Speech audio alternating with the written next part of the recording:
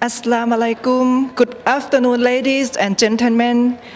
Thank you for being here on this session on this afternoon. Today we are pleased to welcome the keynote speaker and very special guest from Japan. She will present about education and practice of library and information profession in digital lives. She is currently a professor at Faculty of Liberal Arts and School of Graduate Studies, the Open University of Japan, and Emeritus Professor at Department of Cyber Society and Culture, the Graduate University of Advanced Study at Japan. She received her PhD with doctoral prize from School of Information Study, Syracuse University at United States. Apart from teaching experience in library and information science for decades, she is also a committee member in regional and international conferences. She has been internationally recognized for her publication and research in the areas of information behavior, education and training for information professionals, and digital literacy. And now she will be sharing us her expert opinion on education and practice of library and information profession in digital lives. Please welcome Professor Dr. Makiko Miwa to the stage.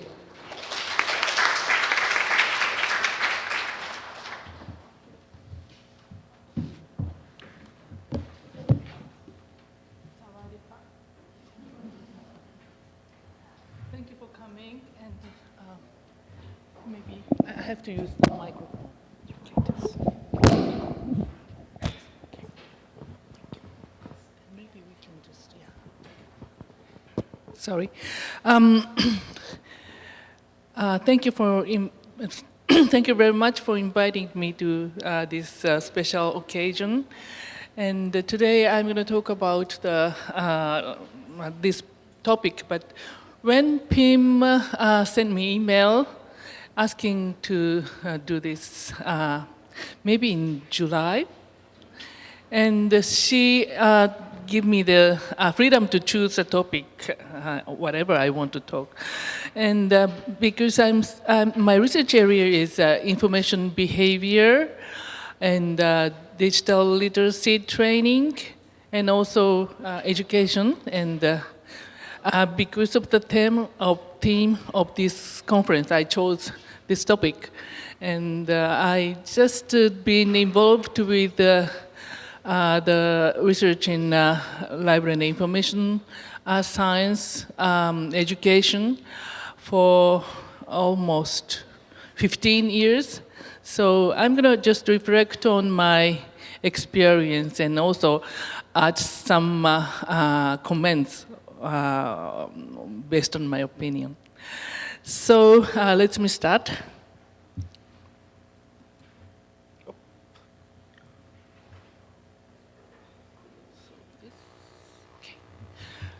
So this is the outline of my presentation.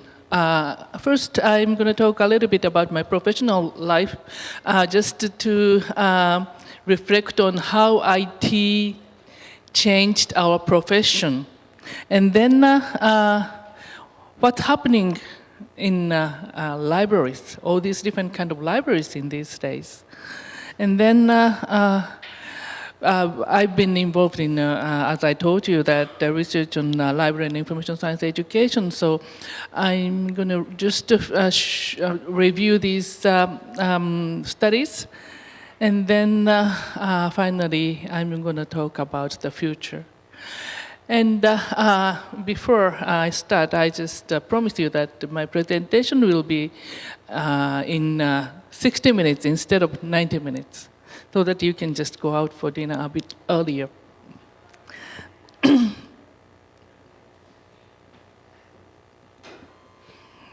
Okay, my professional life. So I was an editorial staff of the international magazine in 1974 to 76. And at that time, I was doing some data input job for a magazine about the biography of famous people. And by doing that, I just recognized that if we keep all this data in computer memory, then we can retrieve them whenever we need it. So good thing is we don't need to memorize anything. Because, my background is history, Asian history. And history, you have to memorize all these detailed things. But once you can use computer to, memorize all this stuff, then you can just type and then find the information, so you don't need to do it anymore. So I decided to change my career, or maybe start my career in database management, and chose to go to the United States, Pittsburgh, where I did my master's, and specialized in database management and information retrieval. And at that time, I didn't even think about library, but I just interested in database. But now I see the connection between both. And then I entered the doctoral program at Keio University, Library and Information Science in 1979. And I did doctoral work, and also I worked as an assistant to many institutions, but I could not get my PhD thesis completed, or maybe even I couldn't write it. And this is the long-term trauma for me until I finally get my PhD from the Syracuse in 2000. Anyway, after I just quit doctoral program of Keio University, I started working as a database manager at the University of Tsukuba, and did it for 2 years. And after that, based on this experience, I started my own company. So it's an information consultant business, but at that time we just tell people that this is an information broker. And I named my profession as a searcher. And during that time, in Britain, there is a cabinet of searcher. Do you remember the famous Prime Minister Thatcher in England? And there are many books on shelves about Thatcher. So people around me thought that I'm doing something with Thatcher, not Thatcher. At that time, the name, the occupation of Thatcher was not very popular. That's why. But I did this small business for almost 30 years. I just, closed my company last year, December. So now I don't have the job anymore. But I did my PhD at Syracuse in order to, finalize my first goal. And fortunately, I got my PhD in 2000. My topic of the thesis was the comparison of the information seeking process of the oneself and asking other people. So like, mediated search and own search. And then after that, I came back to Japan and employed as a researcher at the National Institute of Multimedia Education. This is the research institution of online education, or all these videos and music and for education. And I've been involved in development and management of multimedia database at this institution. And also I've been teaching at the a graduate school of cyberspace or something. Anyway, and then after that, okay, the National Institute of Multimedia Education was merged into the Open University in 2009.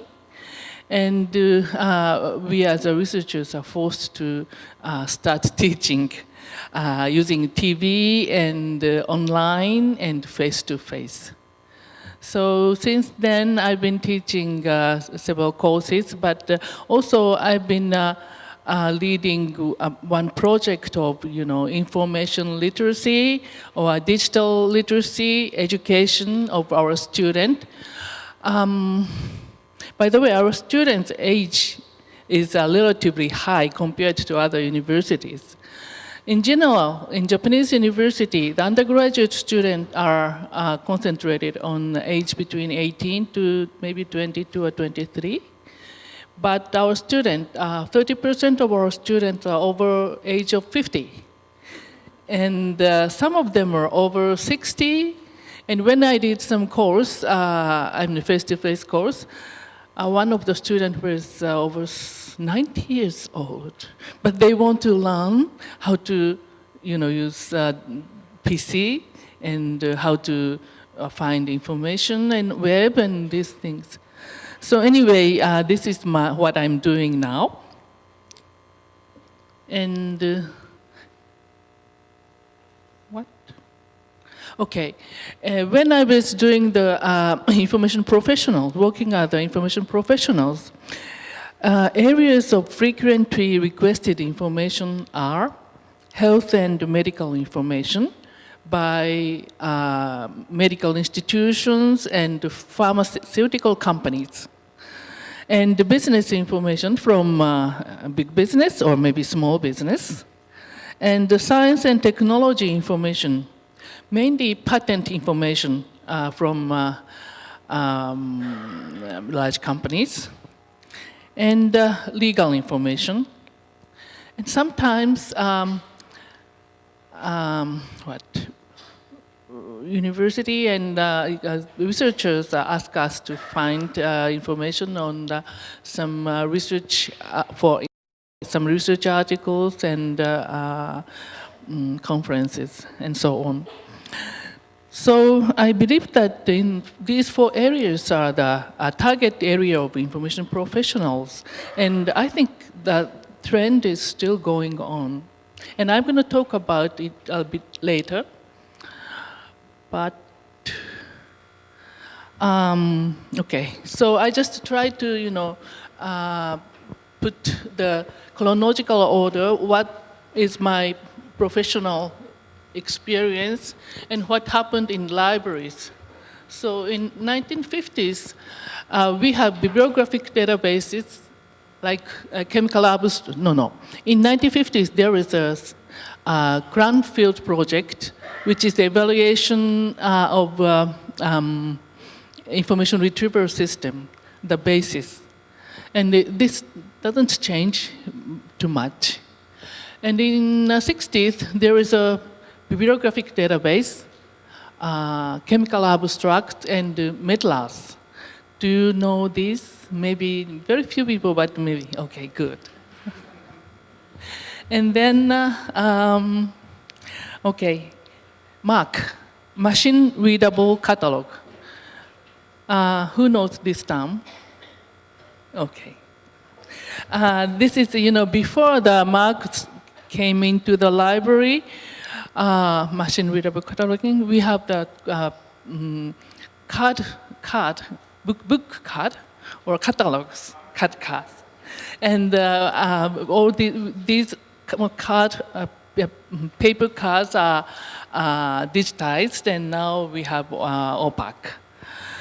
So, and also at that moment, we have bibliographic and full-text databases like the commercial services like Dialog, Orbit, Lexis, and Nexis, which I use for my own service and my company. And someone was talking in this morning. The Professor Sabhari talk about the OCLC and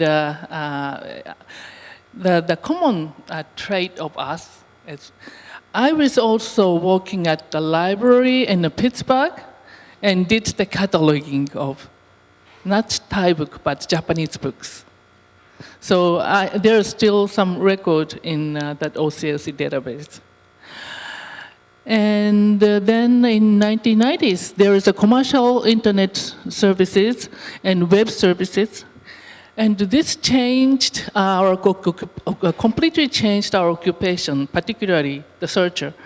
Because, before the internet came, or web came to the scene, we information professionals have only information professionals has full access to all these different online databases. And because they're very expensive and charged, so trained information professionals or searchers are very quick searching for information in very low cost. But after the internet came into our scene and everyone has access to web, this is a free information on the web, and you can use as much time as possible to find out the information you need. So I thought that there will be no need, requirement for the information professionals and searching professionals, which is not true, but at that moment I thought so. And then that was one of the reason why I just studied PhD too. And in 2000, there was a digital library, it's very popular at that time. And also virtual reference, like, before the virtual reference came into the library, library get reference face-to-face or phone or maybe facsimile. But now there's virtual.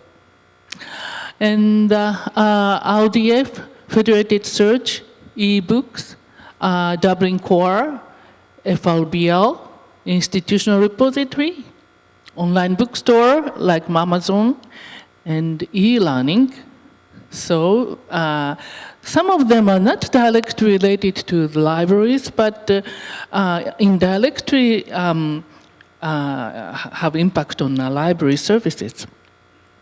And then in 2010, we have LDA, OpenURL, LOD, Google Books, MOOCs, Big Data, Altmetrics, and so on. You can add as much as you want. So the scene is changed. And I think that there is no other occupation other than librarians, which who experienced such drastic change in these 50 or 60 years. But we still survive. And let's talk about the recent trends of libraries. In academic libraries, they supposed to provide the learning and research report. Learning Commons, which is the space for students to come and study, learn, and also librarians help students some information materials. And almost all our academic libraries has a connection to online databases. And these online databases are not limited to bibliographic. Maybe I should say that most of the databases are full text or specially edited, like medical databases for medical professionals. The doctors don't want to read the whole papers, so they want to get the short version of these papers, and that's the kind of service they provide. And online reference, as I told you. And the institutional repository. This was studied as the place for universities, researchers, and doctoral students' research outcome to be deposited. But now they're asked to record and manage the data, research data. So institutional research data management is also added to the academic libraries' work. And then institutional research administration. This is a relatively new area.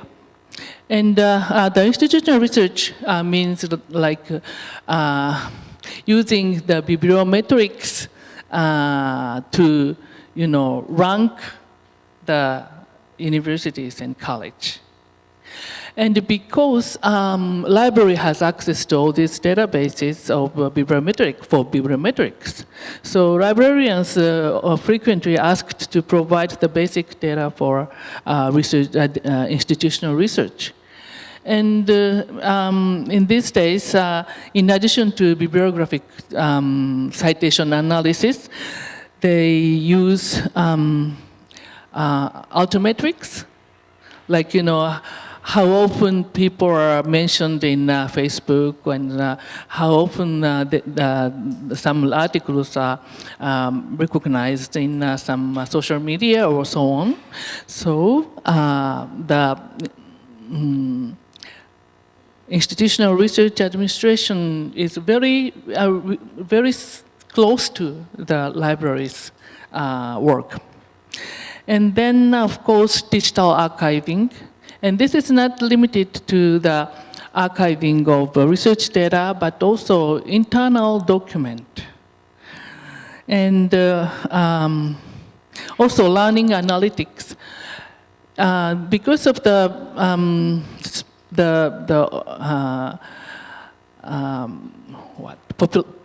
popularity of the online courses, many universities has the student learning record, real-time learning record. And we as a teachers want to get some information on what kind of student's behavior is related to the success or failure of the student. And we can use the